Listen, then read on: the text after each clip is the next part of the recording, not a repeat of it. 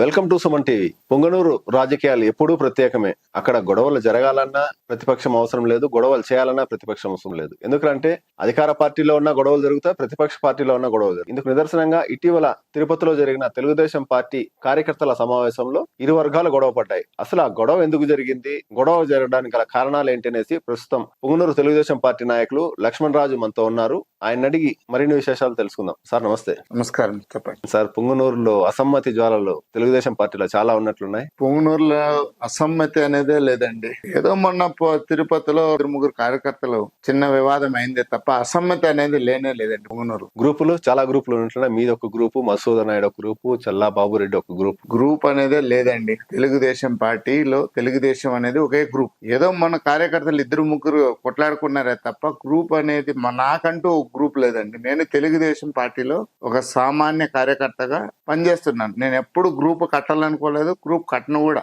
ఆ ఉద్దేశం కూడా మనకు లేదు. అందరితో పార్టీ ఏం చెప్తే పార్టీ పరంగా నేను పని చేసుకుంటా పోతాను, అంతే తప్ప గ్రూపులు చేసిన దాని వల్ల ప్రయోజనం ఏం లేదు. ఇంకోటి, మొన్న ఇటీవల జరిగిన తిరుపతి సమావేశానికి మిమ్మల్ని ఏ సమావేశం జరుగుతుందని రమ్మన్నారు, మీరు గ్రూపులుగా ఎందుకు వెళ్లాల్సి వచ్చింది, అక్కడ గొడవ జరగడానికి గల ముఖ్య కారణం? పార్టీ అధిష్టానం నుంచి అక్కడ ప్రతి మండలంలో ఉన్న కార్యకర్తలను అందరినీ పిలిచారండి. అక్కడ ఇంకా 1 hour లో పార్టీలో మీటింగ్ జరుగుతుంది, అందరినీ కలిపి మాట్లాడేదానికి పిలిచారండి. అంటే దేనికి ఇన్ఛార్జ్ మారుస్తారనా లేకపోతే ఏం చెప్పారు మీకు? అది కరెక్ట్ గా నాకు చెప్పలేదండి.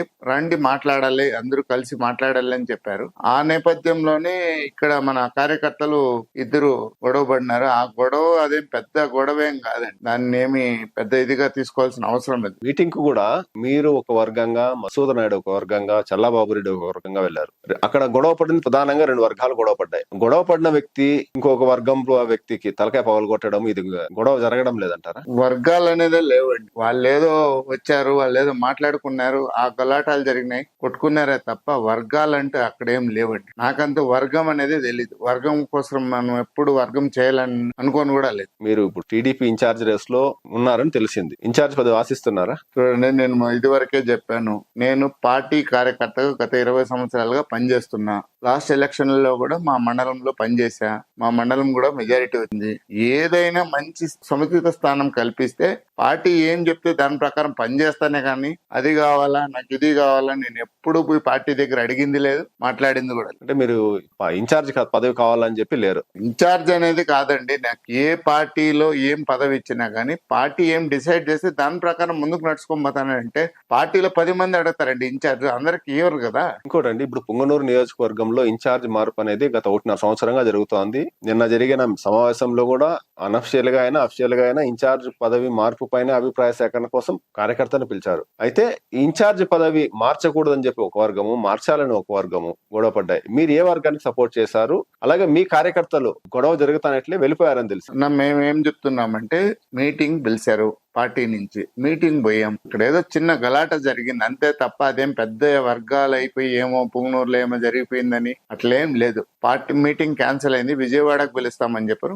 మేమంతా మా టీం అంతా మేము వెనుదిరిగి గౌరవంగా బయట వచ్చేసాం. జరిగింది. పార్టీ అధికారంలోకి వచ్చి 2 సంవత్సరాలు అయిపోయింది. పొంగనూరు ఇన్ఛార్జ్ గా ఉన్న చల్లాబాబు రెడ్డి కార్యకర్తలకు ఎటువంటి న్యాయం చేయడం లేదని చెప్పేసి బహిరంగంగానే కార్యకర్తలు విమర్శిస్తున్నారు. అట్లేం లేదండి, చేస్తున్నారు పార్టీలో. కొంచెం మాకు పార్టీ కూడా కేంద్ర పార్టీ నుంచి కూడా మాకు పొంగనూరు కొంచెం సపోర్ట్ చేసి అందరు నాయకులకి కొంచెం ఏదైనా మంచి నామినేటెడ్ పోస్టులు ఇచ్చి కొంచెం పార్టీని కాపాడాలని నాతోటి నుంచి కూడా 2-3 తడవలు పార్టీకి కోరడం జరిగింది. చేస్తామని కూడా అధిష్టానం వారు చెప్పారు, పల్లా శ్రీనివాసరావు సార్ కూడా చెప్పారు. అదే విధంగా ముందుకు చేస్తారని మేము కూడా ఆశిస్తున్నాం. ముఖ్యంగా పొంగనూరు అంటేనే పెద్దిరెడ్డి రామచంద్రారెడ్డి గత ఎన్నికల కంటే ఈ ఎన్నికల్లో మెజారిటీ పూర్తిగా తగ్గించారు.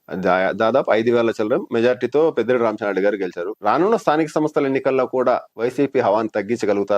పొంగనూరు నియోజకవర్గంలో తెలుగుదేశం జెండా మరోసారి ఎగరవేస్తారా, లేదంటే పెద్దిరెడ్డికి అప్పగిస్తారా? ఏం లేదండి, ఇప్పుడు మీకు తెలుసు గత 2 సంవత్సరాల గౌరవనీయ చంద్రబాబు నాయుడు గారు కావచ్చు, లోకేష్ గారు కావచ్చు, పవన్ కళ్యాణ్ కావచ్చు, ఆంధ్రప్రదేశ్ ని దేశంలోనే నెంబర్ 1 స్థానంలో నిలబెట్టారు. మీకు అందరికీ తెలుసు, గౌరవనీయులు చంద్రబాబు నాయుడు సార్ కూడా మీకు తెలుసు బిజినెస్ ఆఫ్ ఇండియాలో ఆంధ్రప్రదేశ్ స్టేట్ లో నెంబర్ 1 గా ఉంది. సో అవన్నీ కూడా ప్రజలు గమనిస్తున్నారు. దానిపైనే ఓటింగ్ ఉంటుంది. 100% స్థానిక సంస్థల్లో విజయం చేకూరుతాం. ఎక్కడైతే మాకు లాస్ట్ టైం ఎమ్మెల్యే ఎలక్షన్ లో మైనస్ ఉండే పంచాయతీలు కావచ్చు, కార్పొరేషన్లో కావచ్చు, అక్కడ మేము ఫోకస్ చేసి మా పార్టీని గెలుపు దిశగా నడిపించి గెలిపిస్తామని చెప్తున్నాం. వైసీపీలో అయితే ఇప్పటికే మున్సిపల్ చైర్మన్ అభ్యర్థిగా అందరూ డిసైడ్ అయిపోయినట్లు తెలుస్తుంది. మీ పార్టీలో ఇప్పటికే మున్సిపల్ అభ్యర్థి కావాలని చెప్పేసి ఒక 4-5 కొట్టుకుంటున్నట్లు తెలుస్తుంది. ఆశావాహులు అయితే ఉన్నారు, 4-5 ఆశావాహులు అయితే ఉన్నారు. ఈ ఆశావాహుల్లో ఎవరికైతే వస్తుందని మీరు భావిస్తున్నారు? సార్, ప్రతి పార్టీలోనూ ప్రతి కార్యకర్తలు కూడా నాకు కావాలని అది నిర్ణయించేది అధిష్టానం. ఎవరైతే మంచి వ్యక్తి అతను గెలుస్తాడా లేదా అనేది అన్ని చర్చించి వాళ్ళు టికెట్ ఇవ్వడం జరుగుతుంది మా పార్టీలో. ఎవరంటే వాళ్ళు చెప్పి వాళ్ళకి ఇవ్వరండి మా పార్టీలో. మా పార్టీ క్రమశిక్షణ పార్టీ. తెలుగుదేశం పార్టీ అంటే క్రమశిక్షణ పార్టీ. క్రమశిక్షణ పార్టీ అంటున్నారు.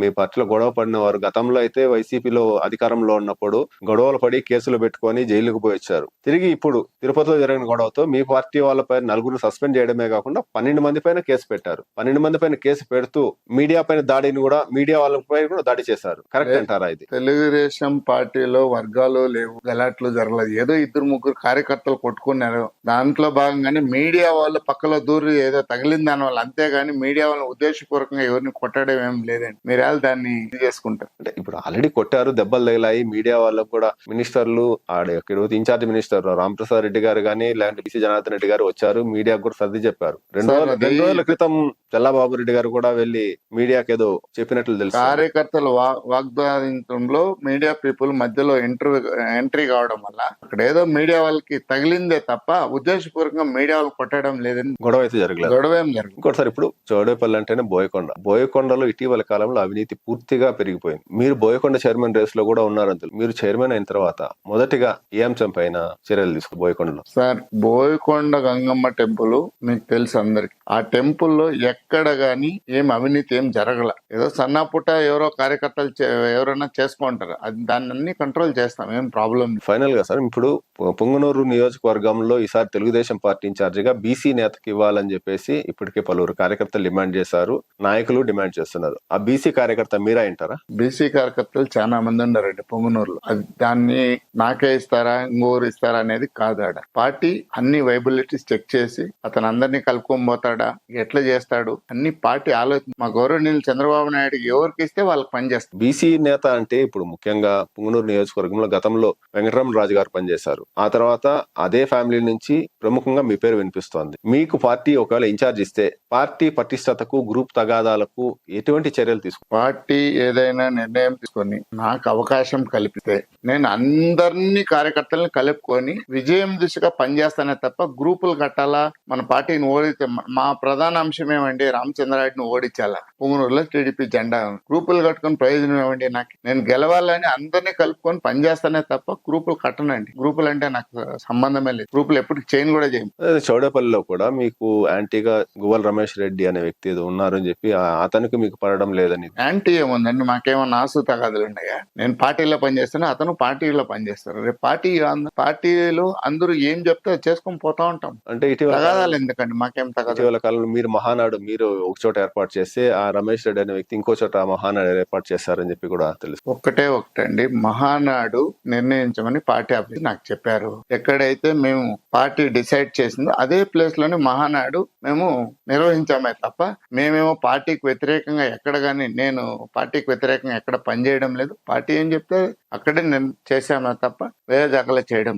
లాస్ట్ 2024 ఎలక్షన్స్ లో కూడా నియోజకవర్గంలోనే చౌడేపల్లి మండలమే తెలుగుదేశం పార్టీ గానీ అటు బీజేపీకి గానీ మెజారిటీ వచ్చింది. అంటే చౌడేపల్లి మండలంలో మీరు ప్రత్యేకంగా తీసుకున్న చర్యలు ఏమన్నా? ప్రత్యేకంగా లేదండి. ప్రతి ఇంటికి మేము ప్రతి పంచాయతీకి కూడా 3 తడలు 4 తడలు వెళ్ళడం జరిగింది. మన తెలుగుదేశం పార్టీ చంద్రబాబు నాయుడు గారు పరిపాలన ఎట్లుంటుంది మీకు అందరికీ తెలుసు. బీజేపీ వస్తే కూడా పరిపాలన ఎట్లుంటుంది అన్ని చెప్పి ప్రజల్ని ఓటు అడుక్కుంటే మెజారిటీ దిశగా వచ్చింది, అంతే తప్ప వేరే ఏం లేదు. గత ఎన్నికల్లో అధికారంలోకి వచ్చిన వైసీపీ పొంగనూరు నియోజకవర్గంలో భారీ ఎత్తున అవినీతి పెద్దిరెడ్డి రామచంద్రారెడ్డి చేశారని చెప్పేసి విమర్శలు అయితే వచ్చాయి. కానీ ఆ విమర్శల పైన మీరు అధికారంలోకి వచ్చి 2 సంవత్సరాలైనా మీ ఇన్ఛార్జ్ చల్లాబాబు రెడ్డి గానీ మీ నాయకులు గానీ ఎందుకు మాట్లాడలేకపోతున్నారు? ఎందుకు దాన్ని బయట తీసుకురాలేకపోతున్నారు? వైసీపీ ప్రభుత్వంలో పెద్దిరెడ్డి రామచంద్రారెడ్డి గారు చేసిన అవినీతి పనులన్నీ మీకు అందరికీ తెలుసు. క్వారీలు కావచ్చు, ఇసుక కావచ్చు, మైనింగ్ కావచ్చు, అన్ని జరిగాయి. భూముల తగాదాలు కావచ్చు, అవన్నీ తెలుసు.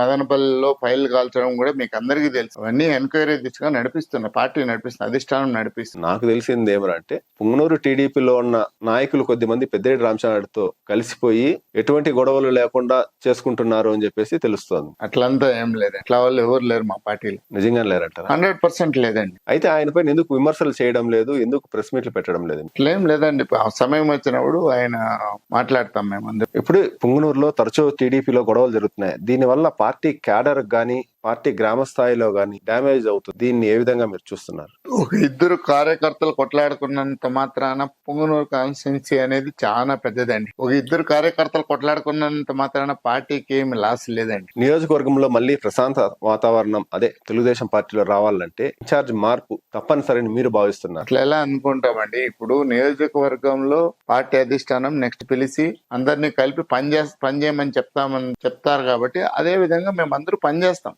సార్, పుంగనూరు నియోజకవర్గంలో బలమైన టీడీపీ ఇన్ఛార్జ్ లేకపోవడంతోనే తరచూ ఇటువంటి గొడవలు జరుగుతున్నాయి. అదే పెద్దిరెడ్డి బలపడుతున్నారు అని చెప్పడానికి గల కారణం కూడా భావించవచ్చు అంటారా? అట్లా ఏం లేదు, బలమైన అనేది ఏం లేదండి. మీకు అందరికీ తెలుసు, ఆయన ప్రతి ఎలక్షన్ లోనూ డబ్బులు ఇచ్చి దొంగ ఓట్లు వేసుకొని గెలుస్తానే ఉంటాడు, మీకు తెలుసు. దాంట్లో భాగంగానే మొన్న కూడా 5,200 ఓట్లలో గెలవడం జరిగింది. అంతే తప్ప ఎవరు బలహీనం అనేది లేదండి. పుంగనూరు నియోజకవర్గం కేవలం ఇరు పార్టీల రాజకీయమే కాకుండా అక్కడున్న ప్రజల పైన గానీ అక్కడున్న రాజకీయాల పైన గానీ రాష్ట్ర వ్యాప్తంగా చర్చ జరుగుతుంది. ఈ నేపథ్యంలోనే పుంగనూరు టీడీపీని మరింత బలోపేతం చేయడానికి అటు చంద్రబాబు నాయుడు గారు గాని లోకేష్ గారు గాని ప్రత్యేక శ్రద్ధ వహించారు. దీన్ని బట్టి చూస్తే మార్పు ఖచ్చితంగా జరుగుతుంది అనే వార్తలు అయితే వినిపిస్తున్నాయి. ఆ మార్పు ఎన్ని రోజుల్లో స్థానిక సంస్థల ఎన్నికలకు ముందు రావచ్చని భావిస్తున్నారా, లేదంటే స్థానిక సంస్థల తర్వాత రావచ్చని భావిస్తున్నారా? మార్పు అనేది నాకు తెలియదండి, అదంతా పార్టీ చూసుకుంటుంది. పార్టీ ఎవరినైతే నిర్ణయించి వాళ్ళ జతలో పనిచేయండి అంటే మేమందరూ వాళ్ళ జతలో కలిసి పనిచేసే తప్ప మార్పు అనేది నాకు ఎవరు చెప్పలేదండి. మీకు ఎవరు చెప్పేది కాదండి, భావిస్తున్నారా? స్థానిక సంస్థల ఎన్నికలకు ముందు మార్పు ఒకవేళ ఇన్ఛార్జిగా పదవిగా మార్చితే కూడా అతనికి కూడా కత్తి మీద సాము లాంటిదే. ఎందుకంటే గతంలో పనిచేసిన చల్లాబాబు వర్గం ఉంటుంది, కొత్తగా ఇన్ఛార్జ్ అవుతారు వారు వర్గం ఒకటి ఉంటుంది.